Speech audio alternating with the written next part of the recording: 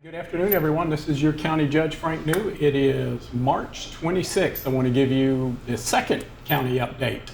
I want to go over Commissioner's Court yesterday. We started off in normal fashion with an invocation and our pledge to the American and Texas flag. Then we rolled right into a recognition on behalf of Representative Katrina Pearson. She honored our very own John Stacy, Commissioner, for all the hard work he's been doing, and I will attest to the fact that he is working hard and is very deserving of the award. We went into a public hearing for the strategic plan. It's one of the hurdles that we have to cross. We have to have a public hearing. There's been significant public input on the strategic plan, and this is one of the legal measures before adoption that we had to do.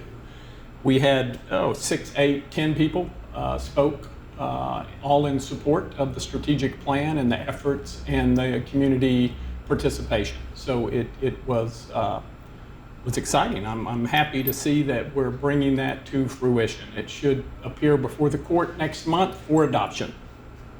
Let's see, and then we had some updates on the county courthouse. I will tell you, our Senator Bob Hall and our state rep, Katrina Pearson, have both been able to get our new court, which will be the 503rd District Court, on both omnibus bills in the Senate and in the House. So it's looking really good, which is fortunate for us because we are in construction phase. We are building the courts as we speak. So it's going on schedule and under budget. As is the annex. That's the building out in front of the large courthouse on Yellow Jacket Lane. Again, we're ahead of schedule and under budget. So we look to move into that later this year. So I will keep you informed there. And then we went on to the next items were River Rock Trails plats. The next 4 items, they were disapproved for not being in compliance with our subdivision regulation and other deficiencies. And then we had a contract modification for Cedar Creek Watershed Site 3 dam repair. That was a contract extension, not in price, in days only. We figured out when we issued the contract, we didn't allow for holidays. So we're going to extend the contract a little bit. And then we awarded a contract on Cedar Creek Watershed Site 13. If you'll remember from my last point, our last video, we have about 28 soil conservation lakes in the county.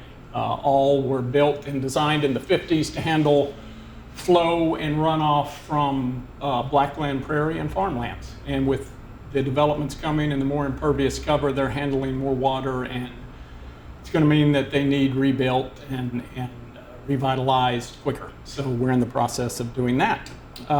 We appointed Commissioner Bobby Galana to the board of the Public Power Pool.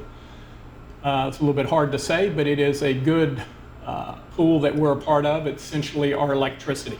We join with other entities and we buy electricity in bulk. And we get a good price, but another added benefit of doing that is we can then budget for our electricity cost. Were it not for this public power pool, we wouldn't be able to budget accurately, or we would have to do what is the default setting in a lot of government entities, is budget to the worst case scenario, which my stance is that's not budgeting. So I'm happy, and I'm happy that Commissioner Galana is agreed to be on the board. So that'll work out well for us.